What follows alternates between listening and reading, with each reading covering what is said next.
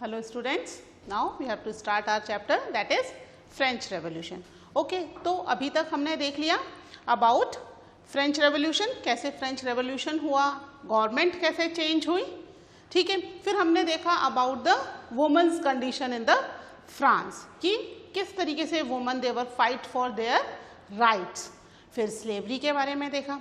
आज हम जनरल बात करेंगे, ठीक है, कि जो फ्रेंच पीपल थे उन्हें इस रेवोल्यूशन से क्या मिला, क्या मिला इस रेवोल्यूशन से, क्या कुछ नहीं किया, बहुत ज़्यादा फाइट करना पड़ा, चेंजेस हुए फ्रांस में, ठीक है. और इस रेवोल्यूशन से फ्रांस के लोगों को कई सारे राइट्स मिले. सबसे पहला जो राइट मिला that was of their freedom, ठीक है. उन्हें किससे फ्रीडम मिली? मोनार्क से फ्रीडम मिली, है ना. Now they can speak according to their wish. अभी तक भी बोल तो सकते ही थे, बोलना मना नहीं था, बट किसके हिसाब से बोलना था? They have to speak according to the king, है ना. किंग के हिसाब से बोलना था. अगर किंग को पसंद नहीं है तो वो चीज़ वो नहीं कर सकते थे, ठीक है. तो यहाँ पर सबसे इम्पोर्टेंट जो राइट मिला that was the abolition of censorship, ठीक है. तो आज हम बात कर देंगे अबाउट द एवरीडे लाइफ, ठीक है. The revolution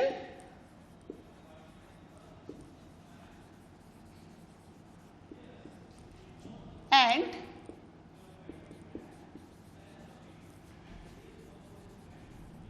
everyday life.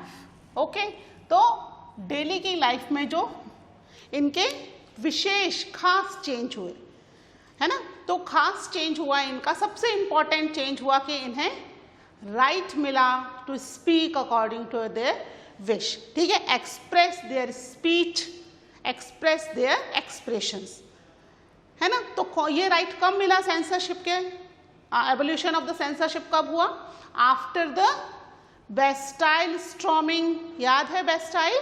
14 जुलाई 1789, जिस दिन फर्स्ट टाइम फ्रेंच रेवोल्यूशन शुरू हुआ. बेकरी शॉप वाली स्टोरी हमने की थी ना, बेकरी शॉप के बाहर जो क्यू थी, storming inside the bakery shop, है ना. फिर एक बेस्टाइल प्रिजन को तोड़ा और वहां के प्रिजनर्स को फ्री कर दिया.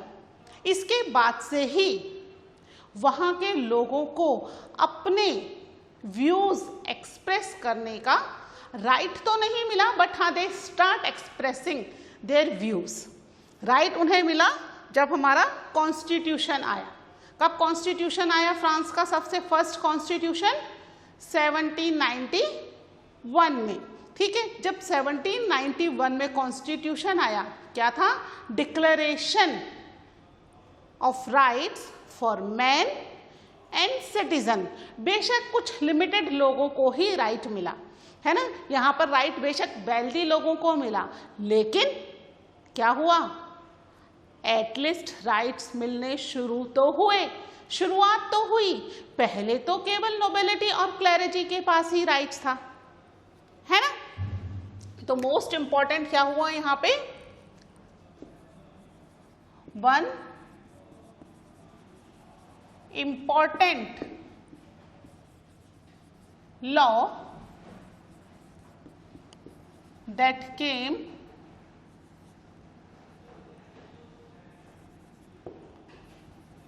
in after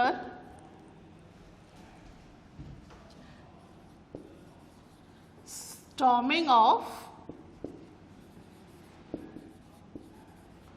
बेस्टाइल, ठीक है. ध्यान रखना बेस्टाइल क्या है, ठीक है. It's a name of a prison. Storming of Bastille was abolition of censorship.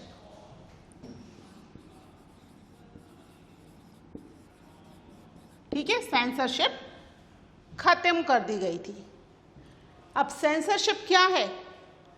Censorship बच्चों एक तरीके से लॉ है जो कि according to they have to speak और express their views according to the king's wish, या जिस भी गवर्नमेंट का रूल है उसके अकॉर्डिंग उन्हें अपने व्यूज, अपने फीलिंग्स को एक्सप्रेस करना होता है, ठीक है, दैट इज सेंसरशिप। उनकी मर्जी के बिना वो कोई भी अपने व्यूज को एक्सप्रेस नहीं कर सकते। The people of the country ना, जो सिटीजन है कंट्री के, उनके ऊपर ये इम्पॉसिबल होता है कि जब भी वो बोलें, आइदर कोई आर्टिकल न्यूज़पेपर में छप रहा है, कोई पैम्पलेट डिस्ट्रीब्यूट हो रहा है, ठीक है, या उस समय एट सच बहुत ज़्यादा वास्ट मीडिया नहीं था कि टेलीविज़न वगैरह है, बट हाँ न्यूज़पेपर, पैम्पलेट, प्रिंटिंग बहुत ज़्यादा थी, है ना, बुक्स वगैरह बहुत एग्जिस्टेंस में आती थी। तो ये जो चीज़ें प्रिंट हो रही हैं वो सारी चीज़ें ऐसी हो जो राजा के अगेंस्ट ना हो। मुनार्के है ना, यहाँ पे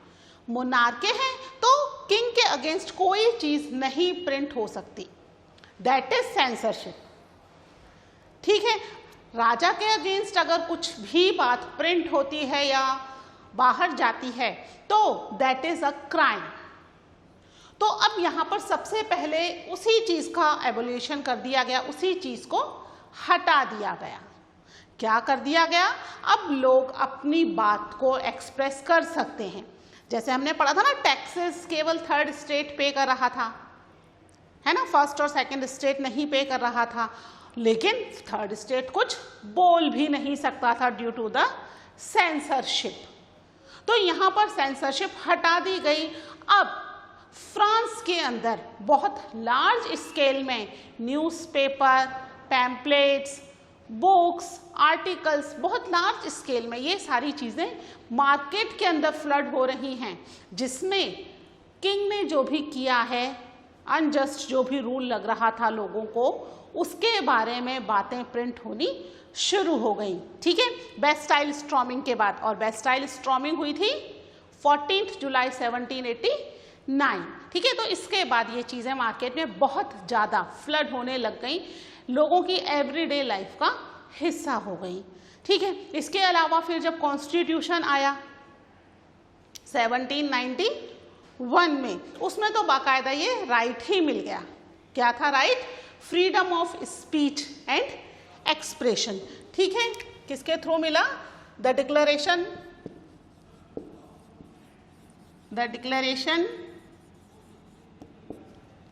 of rights for man and citizen, ठीक है। Declaration of right for man and citizen, केवल मैन और सिटीजन को पर मिला तो सही, ठीक है। क्या मिला? Proclaimed freedom of speech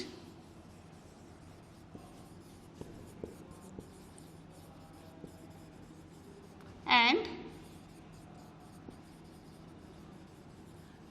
expression to be a natural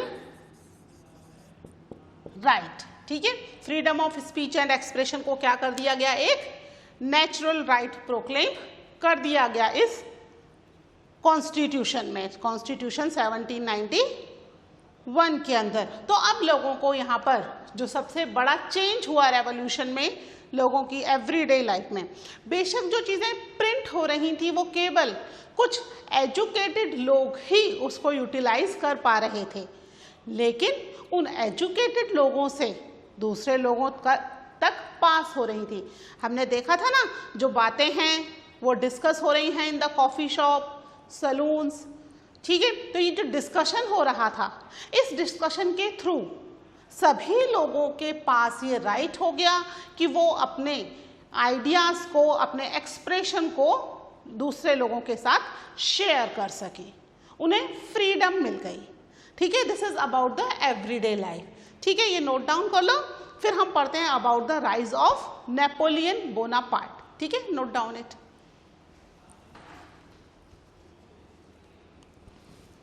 ठीक है। इसको रब कर रही हूं मैं।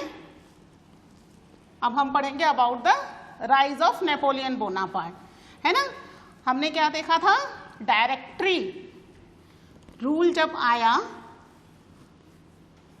तो उस डायरेक्टिव रूल में क्या हुआ था, 5 लोगों का रूल, यही देखा था ना हमने, लेजिस्लेटिव काउंसिल बना दी थी 5 लोगों की। उन 5 लोगों के रूल की वजह से कंट्री में पॉलिटिकल इनस्टेबिलिटी हो गई और नेपोलियन बोनापार्ट के लिए फ्रांस एक इजी टारगेट हो गया। लोगों में आपस में ही सहमति नहीं हो रही है, कंट्री के बार बार गवर्नमेंट चेंज हो रही है, तो उस समय नेपोलियन का राइज हुआ इन द फ्रांस। क्या देख रहे हैं हम, द राइज ऑफ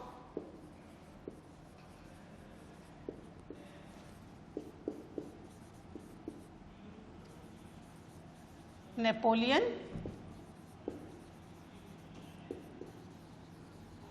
बोनापार्ट। एक मिनट, नेपोलियन, ठीक है, कब हुआ नेपोलियन बोनापार्ट का राइज? इन 1804। नेपोलियन बोनापार्ट फ्रांस में पहले ही आ गया था, नियर अबाउट 1799, ठीक है, लेकिन फ्रांस पर उसका कंट्रोल होने में थोड़ा टाइम लगा, है ना। एज सच फ्रांस में आते ही तो कंट्रोल नहीं कर लिया, तो कंट्रोल होने में टाइम लगा। कब हुआ इसका कंट्रोल? नेपोलियन बोनापार्ट का इन 1805 में Napoleon Bonaparte crowned himself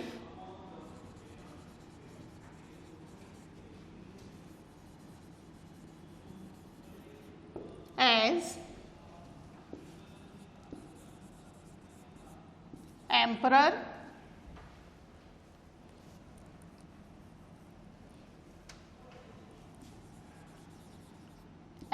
of France. ठीक है, क्या कर लिया उसने अपने आप को?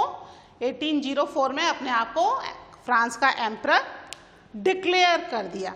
ठीक है, शुरू में जब नेपोलियन बोनापार्ट फ्रांस में रूल करना शुरू किया, उस समय लोगों को लगा कि his rule is too good, क्योंकि उसने काफ़ी सारे अच्छे चेंजेस किए थे। अच्छे चेंजेस इन द सेंस, उस समय फ्रांस में वेइंग और मेजरमेंट की यूनिट्स फिक्स नहीं थी।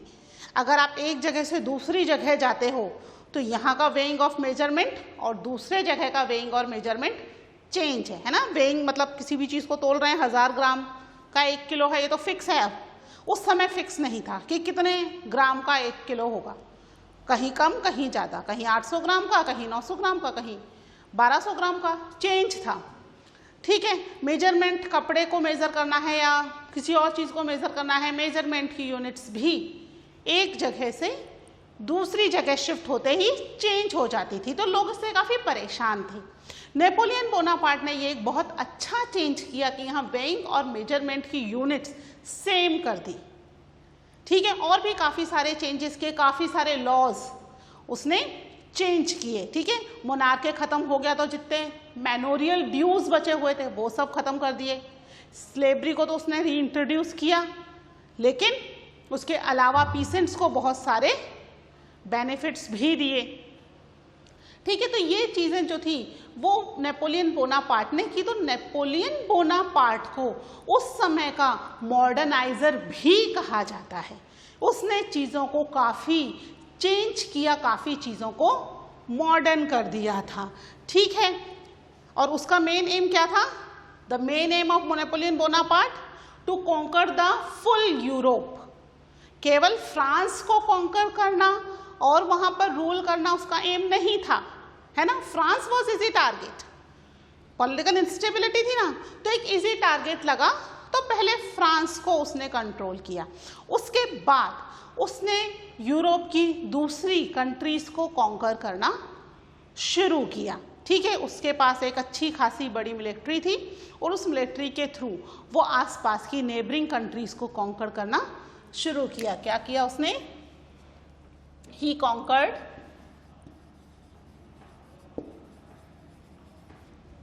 Many neighbouring countries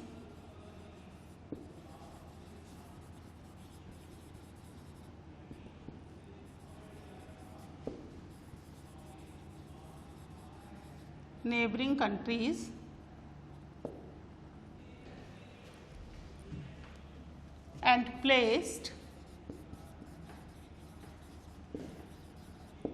his family member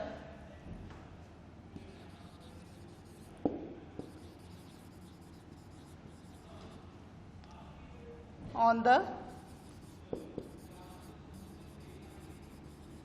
crown। ठीक है, अपने फैमिली मेंबर को वहां बिठाता चला गया, क्योंकि वो अकेला तो सब जगह रूल नहीं कर सकता है ना। एक जगह को कॉन्कर किया, अपने किसी एक फैमिली मेंबर को वहां का राजा बना दिया, then he start conquering some another place. ऐसे वो चीज़ों नेबरिंग कंट्रीज को कॉन्कर करता चला गया। फिर उसने क्या किया, नेपोलियन सॉ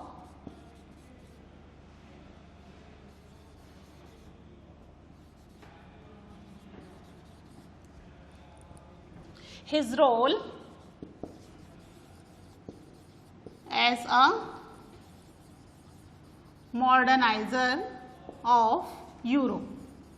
ठीक है, इसको यूरोप के मॉडर्नाइजर के रूप में भी जाना जाता है। मॉडर्नाइजर क्यों कहा जा रहा है इसको, क्योंकि इसने बहुत सारे चेंजेस किए। जब नेपोलियन बोनापार्ट की डिक्टेटरशिप खत्म कर दी थी, उसके बावजूद भी जो चेंजेस नेपोलियन ने किए वो उन्होंने एज इट इज रहने दिए। क्यों रहने दिए, because that was very good changes. ठीक है, बहुत सारे चेंजेस में से केवल कुछ ही चेंजेस थे जो उन्होंने यूज नहीं किए, उनको रीडू कर दिया। अदरवाइज जितने भी चेंजेस थे वो एज इट इज चलते गए। क्या क्या किया नेपोलियन बोनापार्ट ने, ही introduce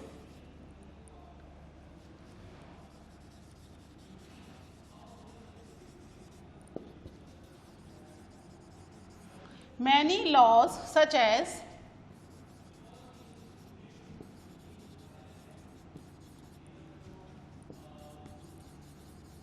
protection of private property,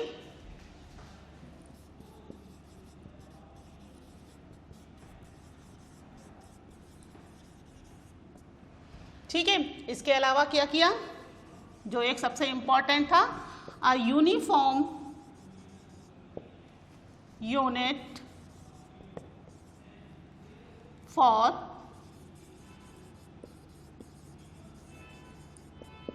weighing and measure provided by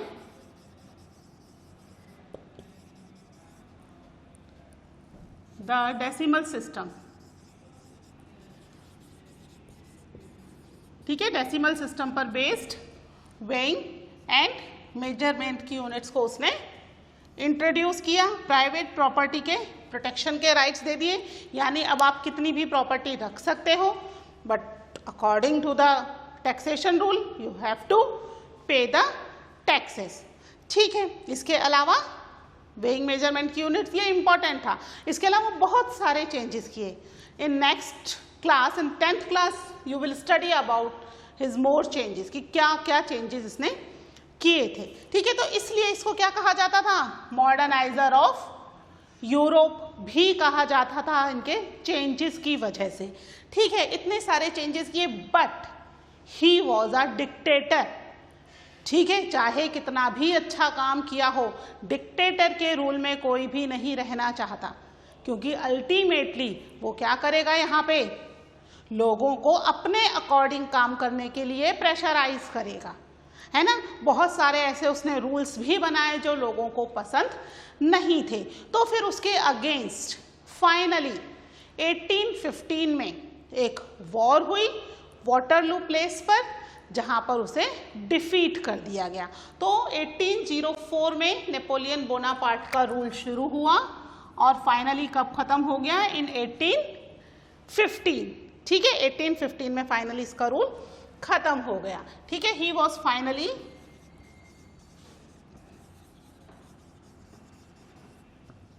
defeated at battle of Waterloo.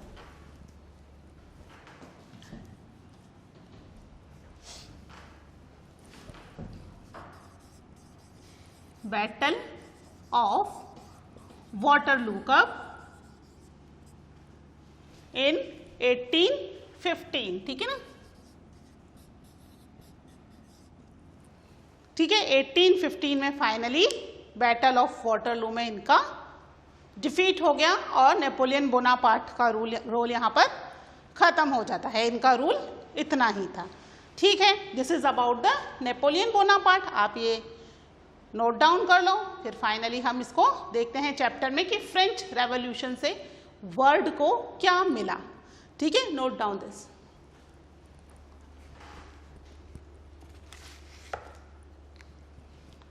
ठीक है, इसको रब कर रही हूँ बच्चे, है ना। तो हमारा चैप्टर तो कंप्लीट हो गया, लेकिन फ्रांस रेवोल्यूशन ने वर्ल्ड को बहुत सारी चीजें दी। उस समय तक जो आइडियाज था लिबर्टी, फ्रेटर्निटी, फ्रीडम, ये बस आइडियाज ही थे, है ना। इनको प्रैक्टिकली इम्प्लीमेंट नहीं किया गया था। France was the first country जहां पर इनको प्रैक्टिकली इम्प्लीमेंट किया गया। इसीलिए कहा जाता है कि फ्रांस जो था क्या था, यूरोप का लीडर माना जाता है, कि जो चेंजेस फ्रांस में हो रहे थे पीछे पीछे यूरोप और यूरोप के पीछे पीछे दूसरे अदर कॉन्टिनेंट्स उनको अपनाते जा रहे थे, है ना। तो France become a leader just because of these revolutions and few new ideas. आज के टाइम में हम बात करें तो ये कोई नए आइडियाज नहीं लगते, है ना, पर 1789 की बात कर रहे हैं हम, है ना, 18th सेंचुरी की बात कर रहे हैं या 19th सेंचुरी के बिल्कुल बिगनिंग की बात कर रहे हैं। उस समय ये सारे आइडियाज बहुत ही नए थे, है ना। अभी हम तो 21st सेंचुरी में हैं, बहुत टाइम हो गया इस चीज़ को, तो हमें लगता है कि क्या इसके लिए लोगों ने फाइट किया, but at that time that was a new idea for the people. और लोगों को लग रहा था कि ये सब होना पॉसिबल ही नहीं है। इतने हजारों सालों से हम कंटिन्यूस मुनाके में ही रह रहे हैं, राजा का ही रूल हो रहा है ना, एक ही व्यक्ति रूल कर रहा है या उसका परिवार रूल कर रहा है। तो एज सच पीपल्स रूल जैसा कॉन्सेप्ट तो हो ही नहीं सकता। प्रेजेंटली ऐसा है क्या? प्रेजेंटली हम पीपल्स रूल में ही तो रह रहे हैं, है ना, डेमोक्रेसी में रह रहे हैं, but that time it was a new idea. तो फ्रांस रेवोल्यूशन ने बहुत सारे नए नए आइडियाज ना केवल दिए बल्कि बहुत सारी कंट्रीज ने उसको इम्प्लीमेंट किया, इंक्लूडिंग इंडिया। इंडिया में राजा राममोहन रॉय एंड टीपू सुल्तान, इन्होंने फ्रेंच रेवोल्यूशन को ना केवल प्रेज किया बल्कि इन आइडियाज जो फ्रीडम लिबर्टी वाले आइडियाज हैं इनको अपनी कंट्री में इम्प्लीमेंट किया। इसीलिए इंडिया का जो कॉन्स्टिट्यूशन बना ठीक है, उसमें ये सारे राइट्स हमें वेरी बिगनिंग से मिले हैं, है ना। एज सच कि यहाँ पर फीमेल ने, वुमेन ने कोई सेफ्रिगेट मूवमेंट किया, करना ही नहीं पड़ा, शुरू में ही राइट दे दिए, वोटिंग राइट, पॉलिटिकल राइट्स लो भाई आप तो, क्योंकि दूसरी कंट्री उसके लिए फाइट कर रही है। हम क्यों फाइट करवाएं अपने, हम ऑलरेडी एक बहुत बड़ी फाइट से निकले थे, है ना, इंडिया में। तो इन सब चीज़ों को इंडिया में शुरू से ही इम्प्लीमेंट किया गया। तो French revolution was one of the important revolution. इसीलिए हम अपने जब वर्ल्ड हिस्ट्री पढ़ रहे हैं 9th की, तो इसके शुरू में हम ये चैप्टर पढ़ रहे हैं। ठीक है, तो अब आप एक बार इसको अच्छे से रीड कर लेना और जो भी डाउट हो that we will discuss later on. Okay, till then take care, bye.